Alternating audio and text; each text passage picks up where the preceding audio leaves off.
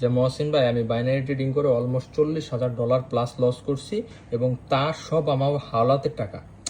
তা আমি বলি তুমি বলো কি? কয় ভাই আমার কাছে শেষ সম্বল $100 আছে, এখন আপনার প্রিমিয়ামে আমি জয়েন হব এবং আপনি আমাকে একটা সিগনালে দিবেন, আমি ওই $100 দিয়ে $1,000 প্রফিট করবো এক ট্রেডে। আমি তো ওটা প্রফিট করে তুমি কি করবা?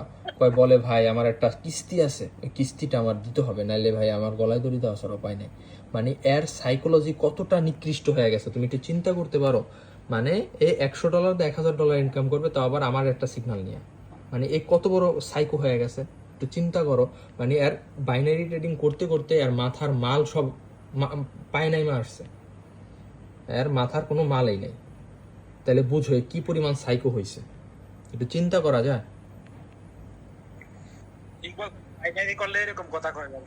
অবশ্যই যেই ছেলে বাইনারি ট্রেডিং করবে ওর সাইকোলজিক্যালি একদিন না একদিন পাগল হবেই, ওর হার্টে প্রবলেম হবে, ওর সাইকোলজিক্যালি প্রবলেম হবে, ওই মানুষের সাথে একবারে র ভাবে কোনো কথা বলতে পারবে না, হয়তো উল্টাপাল্টা কিছু বলবে, কারণ ওর মেন্টালিটি ঠিক নেই। একটা জিনিস কি মহসিন ভাই, বাংলাদেশের বাইনারিটা এমন ভাবে ছড়াইতেছে ভাই, এটা এটা বাধা দেওয়ার মতো বা এটা অ্যাভয়েড করার মতো কোনো বিকল্প রাস্তাও নাই। না না, এটা সম্ভব না। কে বাধা দেবে? তুমি দিবা? এত সহজ বাইনারি একটা রুল ভাই, বাইনারি ফুল রুল। আমি তো জানি ভাই, আমি অনেক সময় লস করে 41 জনের মাঝে একেবারে জুয়া বাইনারি ফরেক্স। ঠিক আছে, হ্যাঁ হ্যাঁ, বাইনারির ওয়ান নাম্বার স্ক্যামার হলো যে রাজন, ওটিসি রাজন। যাক না বলি এগুলা।